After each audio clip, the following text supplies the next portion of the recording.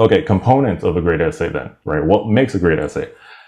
Tell a story instead of listing actions. Too many times I see a first draft of just like, I did this, right? It's good that you're using the word I, but if it sounds like just a resume, but in sentence format, that's not really good. Allows readers to come to their own conclusions about you. What I mean by this is use your storytelling techniques, right? If you just tell someone that you're nice, like, oh, I'm nice, right? I'm nice, nice, nice.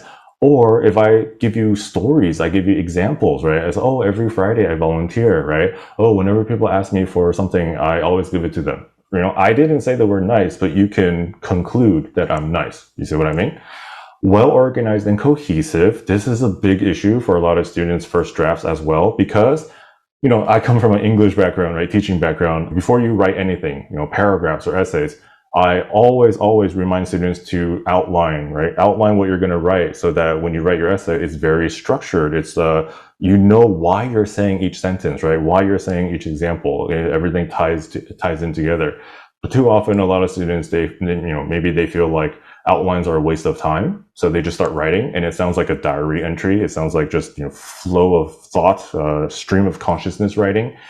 And we start with A and then you end at Z, but then like we don't really see how A and Z connect. Yes, you reach the word limit, but it's not like quality, right? It's quantity instead of quality.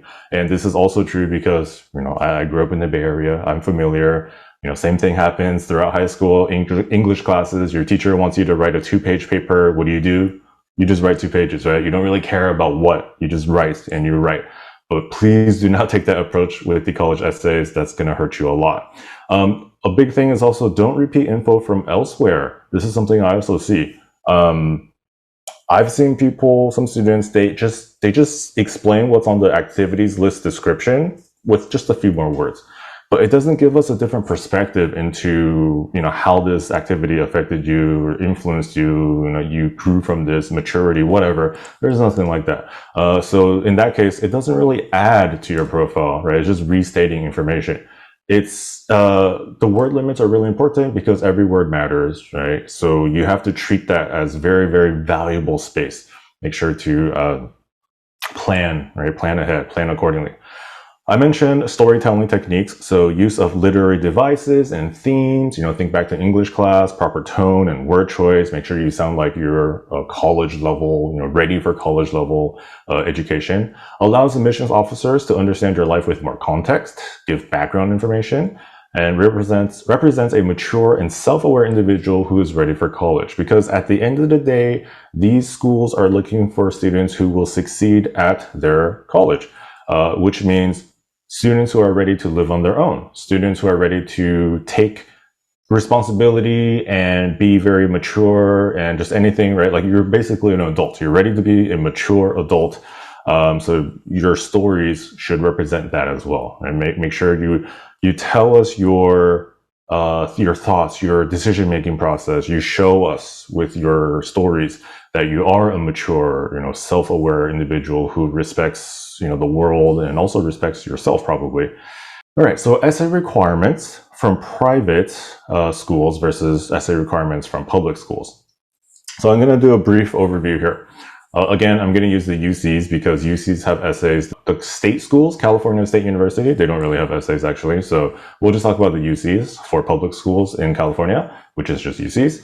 Answer 4 of 8 questions, right? So you have 8 essay prompts and we'll take a look at them soon. And you can choose 4 of them. Sorry, not can. You must choose 4 of them and you have to answer 4 of the 8 questions. Each question, you can respond up to 350 words, right? We usually recommend go ahead and try to reach the, you should get around 350. So that means 4 times 350, we're looking at 1,400 words total, right? Keep that in mind. That's actually a lot, 1,400 words, right? Because if you see compared to the next one, Common Application, Common App, or CA abbreviation, this is the platform, this is the website that you're going to use for basically every other school, probably, especially private schools. So think of any private school, maybe like Ivy League schools, right? Probably going to be on the Common App. The Common Application will offer you 7 prompts, 7 questions, and you're just going to choose one of them. And you have 650 word limit to answer that, right? So compared to the UCs total 1,400 words, Common App only 650.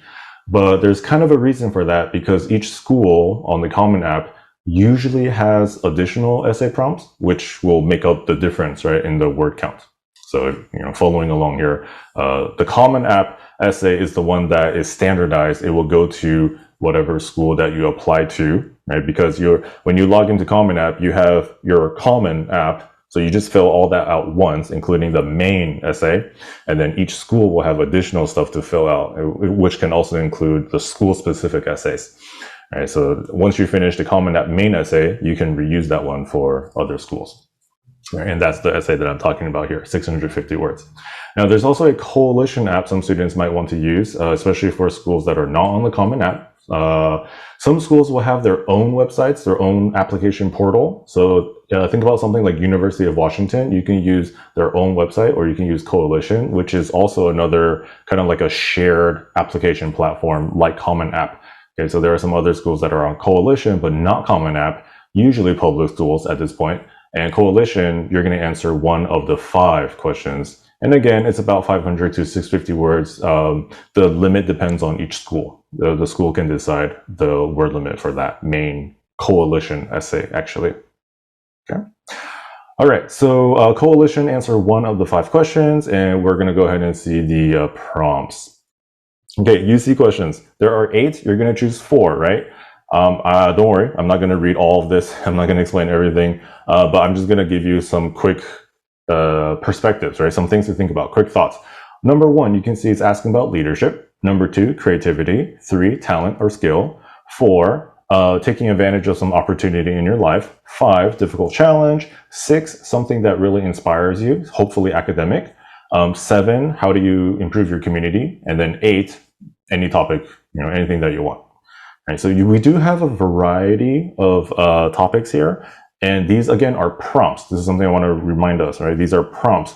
So for our students, you don't have to make your story fit one of these prompts. These are supposed to help you think of stories, right? And then once you think about your story, remember to actually outline and take notes and tell your story.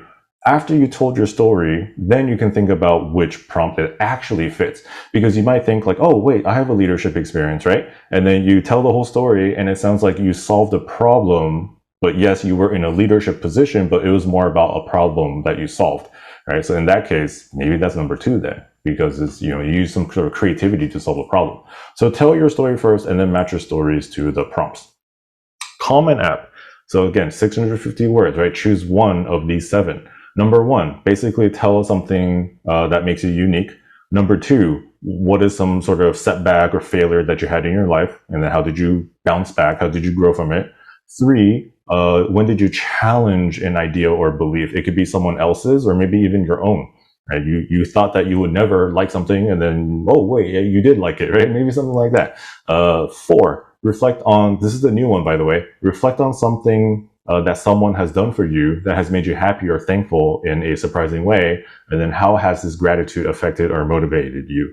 Okay, so what is something nice that happened in your life, and how did that affect you as a person? 5, personal growth. You probably had something happen in your life that made you grow up, right? So tell us that story, basically. 6, this is similar to the UC one, which is like the academic topic, like the academic inspiration. Number 6 is just, what is something really, really interesting to you that you don't care how much time you spend on, right? You lose all track of time. So what is like your passion, right? What is your number 1 interest? And then 7, again, is just, whatever you want. All right, so choose one of the 7, 650 words. If you're applying to both UCs and Common App, right, you can, of course, just think about one story and use different word counts to tell the same story, maybe. All right, Coalition. Remember, it's choose one of 5. But what you'll notice if you look carefully here is, if I go back a page, Common App questions and the, right here, Coalition questions, they're pretty similar. So again, number 1, tell us something that kind of, makes you different from others. So that's very much like the Common App number 1. Number 2, describe a time when you made a meaningful contribution for the greater good or some challenges, right? So now this one is more about, again, challenges and rewards of making your contribution. So what's something that you did? 3, same thing, right? What about challenging a belief, challenging an idea? So think about Common App.